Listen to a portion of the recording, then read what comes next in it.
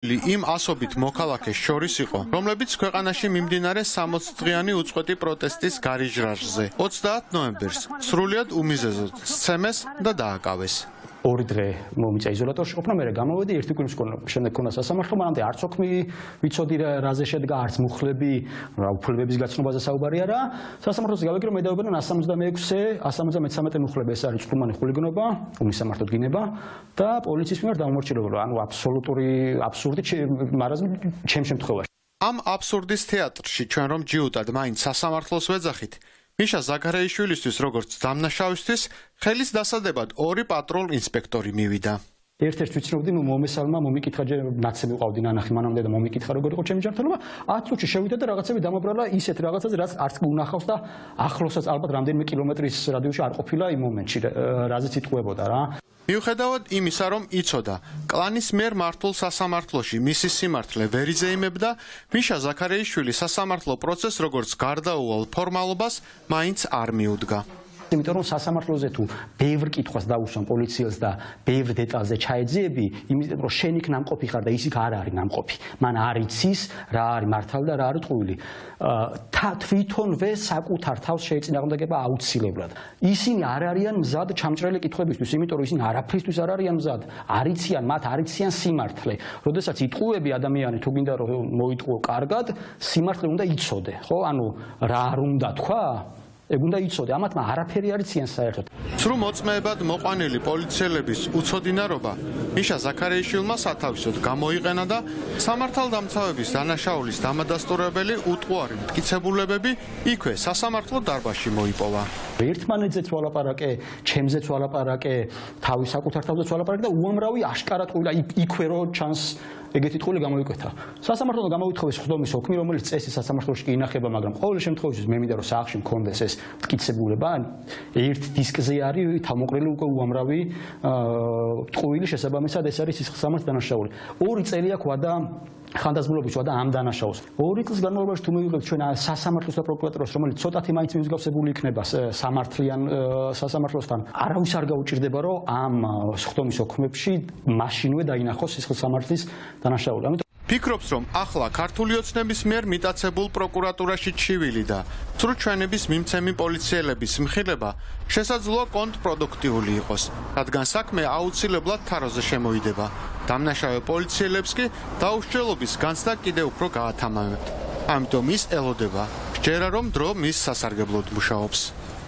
პოლიციელებმა უნდა იცოდნენ, რომ უახლოესი 2 წლის განმავლობაში დიდი ალბათობით და იმედი მაქვს, რომ ელით სისხლსამართლის წესით პასუხისგება. სახელმწიფო მათ უნდა უთხრას, რომ არიან დამნაშავეები, რაღაცა სასჯელი დააკისროს და ჩემი აზრით, ეს უკვე ჩემი პირადი აზრია, სამუდამოდ ჩაუკეტოს საჯარო სამსახურის კარი, იმიტომ რომ ესენი არიან ადამიანები, რომელთა ხელშიც არანაირი ძალაუფლება არ შეიძლება რომ მოხდეს კიდევ. იმიტომ რომ გამოცდილია, რომ საშიში ხალხია. თუ გონიათ რომ დღეს საკუთარ ოჯახების გადასარჩენა დაკეთებენ ამას, უნდა იცოდნენ რომ მომავალში მათ ოჯახებს ფინანსურად დიდი პრობლემა შეექმნათ, რომ ისინი აუცილებლად დარჩებიან სამსახურის გარეშე და მათ შვილებს მოშვიდებათ.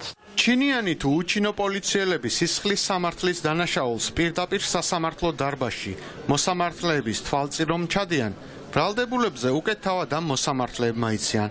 თუმცა როგორც ჩანს, კლანმა მორჩილი მოსამართლეების ახალი სპეციფიკური ჯიში გამოიყვანა. არიან კონკრეტული მოსამართლეები, რომლებიც მოწმებს ძალიან კრიტიკულ შეკითხვებს უსვამენ პროცესზე და ჩრდება რომ ეს მოსამართლე იმდენად არის დაინტერესებული რეალურად ეს ფაქტი მართლა მოხდა თუ არა, რომ ნამდვილად კეთილსინდისიერ გადაწყვეტილებას მიიღებს და პროცესზე დამკვირვებლებიც ძალიან ხშირად ამბობენ, რომ პროცესი კარგად მიმდინარეობდა, იმიტომ რომ პროცესი კარგად მიმდინარეობდა, მოწმეს ყველაფერი კითხა, რაზეც არ უპასუხა, შენიშვნა მისცა და ასე შემდეგ. საბოლოოდ მაინც იღებს გადაწყვეტილებას, რომ პირით სამართალ დარღვევად, რაც არის აბსურდი, იმიტომ რომ შეუძლებელია მოსამართლე ამას აკეთებდეს. სასამართლოს გუშაგი საპროტესტო აქციების დაწყების პირველი დღიდან დღემდე 147 ისეთ სასამართლო პროცესს დაესწრო, სადაც ადმინისტრაციულ სამართალდარღვევათა კოდექსით გათვალისწინებული დანაშაულის ჩადენა არ ჩადენის საკითხი განიხილებოდა. 147-დან 144 შემთხვევა ბრალდებულის მსჯავრით დასრულდა. არც ერთ სხდომაზე არ გამჩენია ესეთი რაღაცა ემოციურად არ მიფიქრია, რომ ახლა საკმარისი მტკიცებულებები იყო ამ გადაწყვეტილების მისაღებად. იმიტომ რომ სადაც საერთოდ მოწმეები არ იკითხებიან, იქ საერთოდ მტკიცებულებები თითქმის არ არსებობს, მაგრამ სადაც მოწმეები იკითხებიან ან გულისხმობ პატრულ ინსპექტორებს, თქვენ გაუგდებით, რომ ყველა სხდომაზე მათი საუბარი მოისმინოთ, იმიტომ რომ ეს არის იდენტური, აბსოლუტურად იდენტურია. ტექსტი ყველა სხდომაზე მათ მიერ არის განმეორებადი. არ იცვლება არაფერი, ფაქტების აღწერილობა, რაღაცა ადამიანის აღწერილობა, არაფერი იცვლება და გარდა ამისა, როდესაც ადვოკატი სხვამს კითხვებს და მეტ დეტალს მოითხოვს მოწმისგან, მეტი დეტალი ან უბრალოდ არ არსებობს, ან ისინი უბრალოდ ძალიან იბნევიან, ან ვერ პასუხობენ, ან ყველაზე მარტივი არის ასეთ დროს თქვა, რომ არ გახსოვს. პირისთვის დანაშაულის დასამტკიცებლად მხოლოდ პოლიციელების ჩვენება საკმარისი რომ არ უნდა ყოფილიყო და საქმეში ნეიტრალურ მოწმეებთან ერთად ნეიტრალური სამხელებიც რომ უნდა არსებობდეს ქართველი მოსამართლეებისთვის არა მხოლოდ საქართველოს საკონსტიტუციო სასამართლოს, არამედ ადამიანის უფლებათა ევროპულ სასამართლოს ბოლო წლებში მიღებული არაერთი გადაწყვეტილებით აქვს ნათქვამი.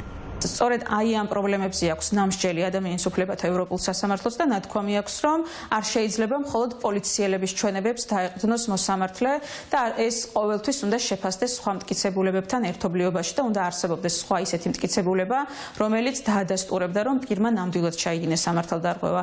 სტრასბურგის სასამართლოს ასევე ნათქვამი აქვს, რომ როდესაც გამოხატვის თავისუფლებას ეხება საქმე, გამოხატვის თავისუფლების ასე დასჯა და ჯარიმების ასეთი ინტენსიური გამოყენება შესაძლოა არ ღვევდეს გამოხატვის თავისუფლებას და ყოველთვის უნდა იყოს შეფასებული არაძალადობრივი ქმედება, იწევს თუ არა, უნდა იწევდეს თუ არა ამ ტიპის დასჯას, როგორც პატიმრობას, ასევე შეიძლება აქ იგულისხმებოდეს ასევე დიდი ჯარიმა, რომელიც თავისი ინტენსივობით სისხლის სამართლებრივ დასჯას უთანაბრდება და ასეთ დროს მოსამართლე ვალდებულია პროპორციული სანქცია გამოიყენოს, თუ მაინც დადგინდა, რომ სამართალდარღვევა ჩადენილია და პროპორციულობის ტესტს ვერ გაიulis, მაგალითად პატიმრობის გამოყენება ძალიან ინტენსიურად. კიდევ ერთი ტენდენცია, რაც სასამართლოს გუშაგმა პროცესების დაკვირვების შემდეგ გამოკვეთა, სწორედ საპატიმრო სასჯელების გამოყენება შეეხება. პირველ 90 შემთხვევაში პატიმრობა გამოყენებული ჰქონდათ მოსამართლეებს სულ 5 შემთხვევაში. მაგრამ მას შემდეგ რაც რესტორანთან გაიმართა, სადაც მოსამართლეები იკრიბებოდნენ საპროტესტო აქცია, მას შემდეგ ეს რიცხვი გაიზარდა ძალიან სწრაფად და ერთ კვირაში პატიმრობა ბევრად უფრო მეტი ადამიანის მიმართ გამოიყენა ადმინისტრაციულ პატიმრობას გულისხმობ ცხადია სასამართლომ, ვიდრე მთლიანად სხვა დარჩენილ პერიოდებში ჯამურად.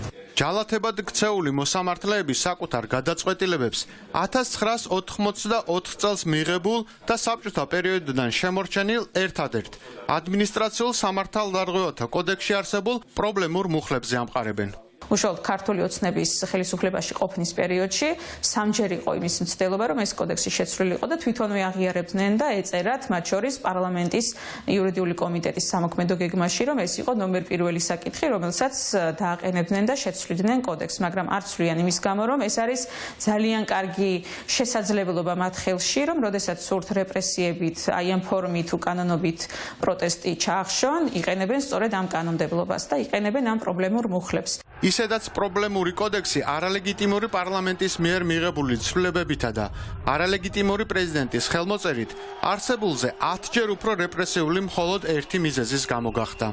ეს ყველა ადამიანი ისჯება სამშობლო სიყვარულისთვის, ხომ? მათ იციან, რომ ნებისმიერ შეიძლება სახელმწიფო მხელი დაადოს და უცბად მისი პასუხისმგებლობა დააყენოს ან ადმინისტრაციული წესით, ან სისხლის სამართლის წესით, მაგრამ მიუხედავად ამისა, სამშობლოს და ქვეყნის სიყვარული ყველაზე მაღლა დგას. ეს რა თქმა უნდა კიდევ ერთხელ მიუთითებს იმაზე, რომ ამ მთავრობისთვის თავისუფალი ადამიანები ყველაზე დიდი პრობლემა. მიუხედავად იმისა, რომ ყისიერი გამოყენებისთვის შესაძლოა გამოუსადეგარი იყოს ცრუ ჩვენების მიმცემი პოლიციელებისა და ამ ჩვენებების ვერ შემჩნევი მოსამართლეების მიმართ მტკიცებულებების შეგროვების აუცილებლობაზე ყველა თანხმდება. კომფორტი არ უნდა შეუქმნათ, რა თქმა უნდა ვასაჩივროთ, თუ თვითონ ცდილობენ, რომ ბევრი დააჯარიმონ, ჩვენც ბევრმა უნდა გავასაჩივროთ, რომ ისინიც დავაკავოთ ამ ყველაფრით, ხომ? მაგრამ ამავდროულად სხვა მნიშვნელოვანი საკითხებიც არის აქ, ხომ? იგივე პერმანენტული აქციები, იგივე იმ ადამიანების იდენტიფიცირება, მოსამართლე იქნება თუ სხვა ვიც ამაში არის ჩართული იგივე საერთაშორისო საზოგადოებასთან მუშაობა, რომ მოვაგროვოთ მტკიცებულებები, ვთქვათ, ვინ არიან, ხომ ეს კონკრეტული პირები, რა საქმეებში იყვნენ ჩართულების მოსამართლეები. იმ პოლიციელებისა და მოსამართლეების აღნუსხვა, რომლებიც სახელმწიფოს რეპრესიული მანქანის ჭანჭიკებს წარმოადგენენ, უკვე დაწყებულია. შესაბამისად, სია, რომელშიც უკვე დასანქცირებული მოსამართლეების გვარებია ჩამოციკციკებული, მალე საგრძნობლად გაიზრდება.